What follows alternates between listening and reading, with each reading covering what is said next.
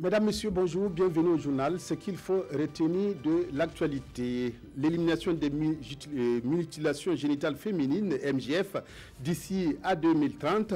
Nouveau défi de l'Afrique qui réunit à Ouagadougou des personnalités du continent pour donner un coup d'accélérateur aux politiques et à l'action politique en faveur de la fin des MGF. Le ton monte entre l'Angola et la République démocratique du Congo suite à l'expulsion de 200 000 ressortissants congolais vivant dans le pays et accusés par Luanda de s'adonner à du trafic de diamants. Mais tout d'abord, le ministre d'État à la présidence du Faso, Simon Compaoré, s'est entretenu ce matin avec l'ambassadeur de la République fédérale d'Allemagne. La coopération germano-burkinabé était au centre de cet entretien qui a été marqué par le renouvellement de la disponibilité de l'Allemagne à soutenir le Burkina dans plusieurs secteurs clés de l'économie nationale. Urbain Sommet, Bouma Ernest Nebié. L'ambassadeur de la République fédérale d'Allemagne a rendu une visite de courtoisie au ministre d'État Simon Compaoré. Une occasion pour les deux hommes d'échanger sur la coopération entre le Burkina et l'Allemagne. L'Allemagne, selon l'ambassadeur, est prête pour apporter son soutien au Burkina dans plusieurs domaines de développement, notamment dans les domaines économiques, énergétiques, scientifiques et industriels. Nous sommes connus pour la technologie et là je pense que le Burkinabé a aussi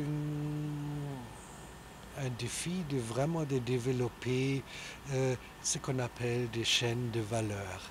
Si seulement 2% de coton est transformé ici dans le pays, je crois qu'il y a beaucoup de chance.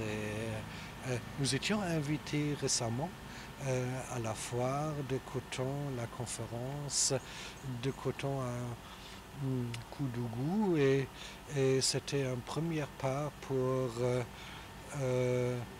vraiment analyser cette situation et de réfléchir comment on pourrait vraiment aider aussi ici l'industrie de vraiment produire dans ce domaine plus en Burkinabé. Sur le plan de l'enseignement supérieur, il affirme que des mécanismes sont en train d'être mis en place pour faciliter l'accès des étudiants burkinabés qui désirent poursuivre leurs études en Allemagne. En Allemagne, naturellement, la plupart des cours aux universités sont en allemand et je crois d'avoir tant de Burkinabés qui apprennent l'allemand, c'est une chose. Pour encore plus de Burkinabés de faire des études aussi en Allemagne. Il y avait toujours des Burkinabés, j'ai déjà rencontré plusieurs ici qui ont fait des études, très souvent dans des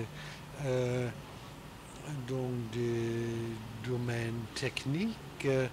L'Allemagne est connue pour des universités techniques. Le Trésor public burkinabé a besoin de 75 milliards de francs CFA pour financer des projets du PNDS. C'est pourquoi la Direction générale du Trésor a lancé ce matin le deuxième emprunt obligataire de cette année. L'emprunt est ouvert à toute personne physique ou morale de l'UEMOA et aux investisseurs. Le montant de l'obligation est de 10 000 francs CFA avec un taux d'intérêt annuel de 6,5%. Roger Kam, Moumouni Soubega. 75 milliards de francs CFA. C'est le montant que le Trésor public du Burkina recherche à travers le lancement officiel de ce deuxième emprunt obligataire de l'année 2018. Cet emprunt vise à mobiliser des ressources pour le financement des projets porteurs de croissance inscrits dans le PNDS. L'opportunité d'abord, c'est le placement que vous avez de vos ressources. Alors, si vous êtes un investisseur, vous avez des ressources. Vous avez beaucoup de possibilités de le faire, de les faire fructifier, dont notamment les placements dans les titres publics. Alors ici, la garantie que nous vous donnons, c'est vous assurer en tout cas que tous les remboursements seront faits à bonne date. L'emprunt obligataire est ouvert à toute personne physique ou morale de l'UEMOA et aux investisseurs régionaux et internationaux. Et pour la mobilisation des ressources de l'emprunt, c'est la SBIF qui est mandatée pour la conduite de l'opération. pour ce type d'opération, nous nous associons à des partenaires. Toutes les EGI de l'UEMOA, sociétés de gestion d'intermédiation, celles des sociétés de bourse sont impliquées. Et nous comptons sur l'intervention du système bancaire, des assurances et des particuliers comme vous pour pouvoir mobiliser le maximum de fonds. Le Burkina payera un taux annuel de 6,5%, soit 325 francs CFA tous les 6 mois pour chaque obligation de 10 000 francs achetés. Les inscriptions sont ouvertes depuis le 18 octobre jusqu'au 8 novembre prochain. Des Burkinabés vivant en Suisse regroupés au sein d'une association dénommée Wen Manare sont venus en aide aux populations de Sapone. Un lot de matériel médical et des ordinateurs d'une valeur de 11 millions de francs CFA ont été remis au SEMA de Sapone. Une contribution pour améliorer la prise en charge des patients de la localité. Oscar Soulama Kadisanogo. Loin de la mère patrie, Abdul Aziz Ilboudo, ici représenté, a fait parler son cœur. Natif de Sapone et président de l'association burkinabé Wenna Malgue, que Dieu nous aide, basé en Suisse, offre ce lot de matériel au SEMA de Sapone. Du matériel composé de lits, de matelas, de fauteuils roulants, de déambulateurs, de mobilier de bureau, d'ordinateurs, d'une télévision et d'une radio. Monsieur Ilboudo a eu donc cette fibre patriotique qui l'a amené donc à penser à ses compatriotes, à ses frères qui sont restés ici au Burkina Faso. C'est ainsi que, avec Caroline Zek, qui est donc une infirmière qui est dans le domaine de la santé, et ils se sont mis ensemble pour voir comment ils pourraient aider donc, le district sanitaire donc, de la commune de Sapone. D'un coût estimé à plus de 11 millions de francs CFA, ce don va contribuer à améliorer le plateau technique du SEMA de Sapone.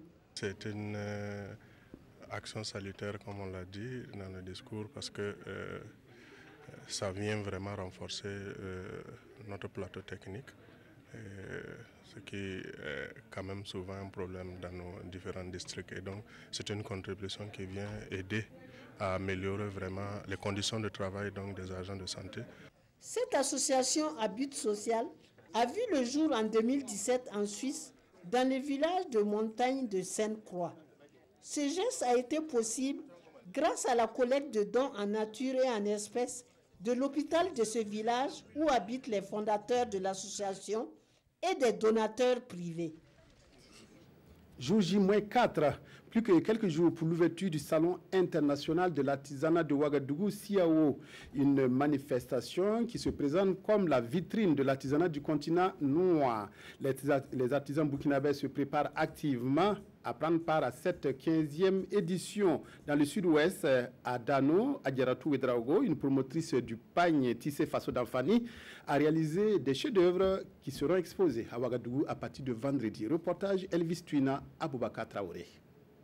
Revenu du SICOT, le Salon international du coton et du textile, il y a une semaine, elle se prépare activement pour le SIAO, le Salon international de l'artisanat de Ouagadougou. Voici un échantillon de la collection que cette promotrice du pain tissé résidente à Dano va exposer à la Biennale de l'artisanat dans la capitale burkinabé. Il y a des hauts et robes pour les dames, les boubous traditionnels pour les hommes, il y a les pains traditionnels aussi. C'est en 2005 que Adjaratou Ouedraogo a embrassé le métier de tissage. Aujourd'hui, elle est à la tête d'une unité de production de tenues traditionnelles à Dano. Dans cet atelier situé au secteur 1 de cette ville, elle et ses employés travaillent d'arrache-pied 6 jours sur 7 pour produire des pains à motifs rares. J'ai fait l'école, arrivé en 3e, j'ai fait le BPC, ça n'a pas marché. Et comme ce n'est pas la fonction publique seulement qui travaille là, j'ai décidé de prendre d'autres branches pour voir ce que ça va donner. Je recrute les filles qui ont abandonné l'école, les orphelines, je les forme. Et quand elles connaissent le travail, je commence à les payer par mois. La difficulté dans la confection des pains de bonne qualité est dans le choix des matières premières. Bon, nous on utilise deux fils. On utilise les fils de filsa et les fils de l'extérieur. La teinture, même, ça ne vient pas du Burkina. Donc, si ça vient, si ce n'est pas de la très bonne qualité, là, même si tu sais faire la teinture comme là, tu vas teinter le fil et les pailles, tu sais les pailles et ça va déteindre. Si on lave seulement, ça va déteindre. Et si la teinture, là, c'est la teinture, c'est de la très bonne qualité. Tu fais la teinture, tu tisses les pailles. Quand les clients achètent, ils lavent, ça ne déteint pas. Les pailles sont ensuite apportées à des couturiers de Dano qui confectionnent ces belles tenues. Des produits finis du label Osnia Confection, vendus à des clients à l'intérieur et à l'extérieur du Burkina. Cependant, avec une quinzaine d'années d'expérience dans ces domaines, c'est la toute première fois que Osnia Confection va participer au CIAO.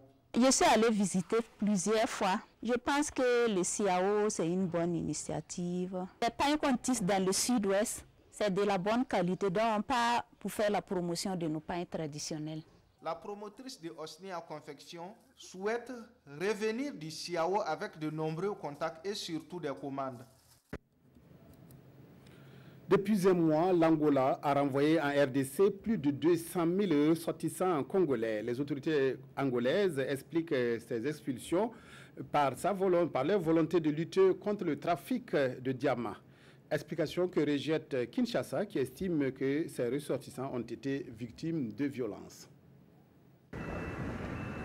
Au moins 380 000 migrants clandestins, pour la plupart originaires de la République démocratique du Congo voisine, ont quitté l'Angola en moins d'un mois au terme de l'opération Transparence de lutte contre le trafic de diamants selon les autorités angolaises.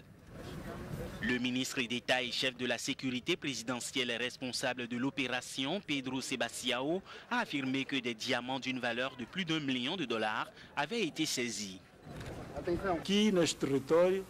Ce territoire semblait être un no-man's land. Tout le monde exploitait illégalement les diamants sans aucun revenu pour le peuple. Et c'est pourquoi le gouvernement a pensé qu'il était nécessaire de mener cette opération aussi longtemps que nécessaire afin de stabiliser la région et le pays. À en croire Pedro Sebastião, les migrants ont tous quitté volontairement le pays, mais de nombreux Congolais ont affirmé avoir été brutalement expulsés d'Angola après y avoir parfois vécu pendant plus de 10 ans. Kinshasa a fait part de toute son indignation et ses vives protestations à l'Angola, qui a expulsé 200 000 Congolais, dont 30 000 brutalement et avec des pertes en vies humaines. Riyad a finalement reconnu la mort du journaliste dissident Jamal Khashoggi et expliqué les circonstances dans lesquelles il a trouvé la mort au consulat d'Istanbul. Ces explications des autorités saoudiennes passent difficilement auprès des chancelleries occidentales, à commencer par Berlin. Après la confirmation par l'Arabie saoudite de la mort du journaliste Jamal Khashoggi à l'intérieur de son consulat d'Istanbul, Berlin hausse le ton. La chancelière allemande Angela Merkel réclame que toute la vérité soit faite sur la mort de ce critique du régime et interrompt ses livraisons d'armes à Riyad. Je suis d'accord avec ceux qui préconisent que les exportations d'armes déjà limitées soient gelées dans le contexte actuel, explique la chancelière. Les autorités saoudiennes reconnaissent désormais le décès de Jamal Khashoggi en Turquie au terme d'une opération qui, selon elles, aurait mal tourné. Une version encore partielle qui indigne aussi au Royaume-Uni. Je ne pense pas que cela soit crédible et je pense que toute cette affaire est terrible.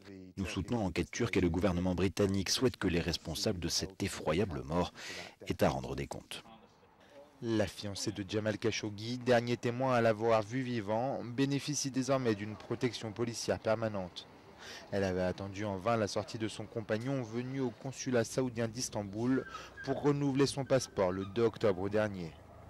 Parallèlement, l'enquête turque se poursuit. Les experts scientifiques ont fouillé ces dernières heures une forêt aux alentours d'Istanbul où le corps du journaliste saoudien aurait pu être emmené. Nous en sommes maintenant à cette conférence internationale sur l'élimination des mutilations génitales féminines en Afrique d'ici à 2030 qui s'est ouverte ce matin à Ouagadougou. La rencontre est initiée par l'Union africaine en collaboration avec l'UNFPA et l'UNICEF. Les premières dames et princesses et des représentants de haut niveau d'organismes régionaux et internationaux participent à cette rencontre. Les discussions sont destinées à accélérer les politiques et l'action politique en faveur de l'élimination des MGF. Kosoum Koulibaly, Nathalie Savargo, reportage. Ils sont venus d'Europe, d'Amérique, du Moyen-Orient, de l'Asie et bien entendu de l'Afrique. Ils sont aujourd'hui plus que jamais déterminés à unir les efforts pour accélérer l'élimination des mutilations génitales féminines d'ici à 2030. L'élimination des MGF est politiquement, juridiquement et financièrement réalisable. Il est plus que jamais urgent, mais aussi possible, de mettre fin aux mutilations génitales féminines et d'épargner ainsi d'immenses souffrances aux femmes tout en leur donnant plus de moyens d'influer positivement sur l'évolution du monde. Cette rencontre permettra de consolider l'engagement politique mondial, de renforcer l'action nationale et de planifier des stratégies spécifiques pour construire un vaste mouvement en faveur de l'élimination des MGF. Cette rencontre de haut niveau est placée sous le thème « Galvaniser les actions politiques en faveur de l'élimination des mutilations génitales féminines ». Une occasion pour le Burkina Faso, qui fait déjà figure de modèle, de renouveler son engagement au plus haut niveau. Le gouvernement de Burkina Faso est fortement engagé dans la lutte contre l'élimination des mutilations génitales féminines à l'horizon 2030. Nous le pouvons par la conjugaison des politiques nationales. Et ça, c'est ce que nous faisons au niveau du PNDS et au niveau du gouvernement, mais également en rapport avec les politiques qui sont mises en œuvre sur le plan sous-régional et sur le plan continental. Vous avez vu qu'à cette importante conférence, la directrice générale de l'UNFPA a fait un plaidoyer important. La directrice adjointe de l'UNICEF également a fait un discours important. Et la représentante de l'Union africaine également. Donc, c'est un travail, c'est une lutte collective qui doit engager toutes les parties, les politiques nationales, les politiques engagées par les organisations régionales et internationales, pour que nous puissions arriver à l'horizon de 2030 à l'élimination totale, je dis bien l'élimination totale des mutilations génitales féminines. Durant 4 jours, il sera question pour ces participants de mener la réflexion afin de tracer une feuille de route multisectorielle, quinquennale, pour atteindre 0 cas à l'horizon 2030 en Afrique. Ils devront entre autres établir une déclaration finale qui réaffirme l'engagement d'éliminer les mutilations génitales féminines en tenant compte des objectifs de la conférence et établir un projet de cadre de responsabilisation pour suivre la mise en œuvre de la déclaration finale. À l'occasion de la cérémonie officielle de clôture de la conférence internationale de haut niveau sur les mutilations génitales féminines MGF, placée sous le très haut patronage de son Excellence, Monsieur le Président du Faso, la Direction générale du protocole d'État convie les personnalités invitées demain mardi 23 octobre à 16h dans la salle de conférence de Ouaga 2000. La limite d'arrivée est fixée à 15h30, un communiqué signé de la Direction générale du protocole d'État. Le 15e anniversaire de l'assassinat du journaliste de RFI Jean Hélène suscite des commentaires dans les quotidiens de ce lundi. Plus près de chez nous, c'est l'attaque de la gendarmerie de Djibo qui est toujours commentée. Aimé Solange Guigma pour la revue de presse. Attaque du poste de gendarmerie de Djibo dans le Soum, un gendarme blessé, d'énormes dégâts matériels et des détenus dans la nature, nous informe le quotidien. Pour qui cette action ressemble donc à une opération terroriste de libération. Et le plus curieux, relève l'observateur Palga, c'est qu'elle intervient quelques heures après l'arrivée à Ouagadougou du ministre français des Affaires étrangères Jean-Yves Le Drian pour également parler des questions sur le terrorisme. Malgré l'interdiction de circuler la nuit en 2 roues dans les zones environnantes de Djibo, l'Obs se demande comment les assaillants ont pu les traverser allègrement sans que le bruit de leurs engins ait éveillé les soupçons des autorités compétentes. Pour ce journal, il y a comme quelque chose de pourri dans notre dispositif sécuritaire. Sinon, se questionne le quotidien pourquoi ce sont les gendarmes qui se sont battus seuls sans l'intervention des autres FDS présentes dans la ville et dans les environs. Tout en souhaitant se tromper sur toute la ligne, le quotidien certifie qu'il y a vraiment un sérieux problème dans notre organisation sécuritaire et pense qu'il est temps que les autorités descendent de leur piédestal pour enfin voir la réalité en face, car trop c'est vraiment trop, conclut-il. Pendant ce temps, aujourd'hui au Faso se penche sur le 15e anniversaire de l'assassinat du journaliste Jean Hélène. Pour ce journal, son professionnalisme et son africanité demeurent une boussole pour des journalistes. Pour le pays, les commanditaires de ce meurtre voulaient l'empêcher de publier des informations compromettantes. Pari réussi selon ce journal, puisque des journalistes ivoiriens et étrangers étaient devenus moins tranchants sur les sujets d'actualité politique en Hibernie. Et par cet acte, c'est la liberté de la presse qui se trouve mortellement piégée. Une liberté de la presse aujourd'hui confrontée au terrorisme, indiquent les journaux. Dans ce contexte, comme informé, là n'est pas la question d'après l'Express du Faso. Ce qui est important, c'est de travailler efficacement à se débarrasser du terrorisme que de demander à des journalistes de nier un fléau qui prend de l'ampleur, martèle donc ce journal. Fin du journal, merci de votre aimable attention à la RTB. Excellent après-midi à toutes et à tous.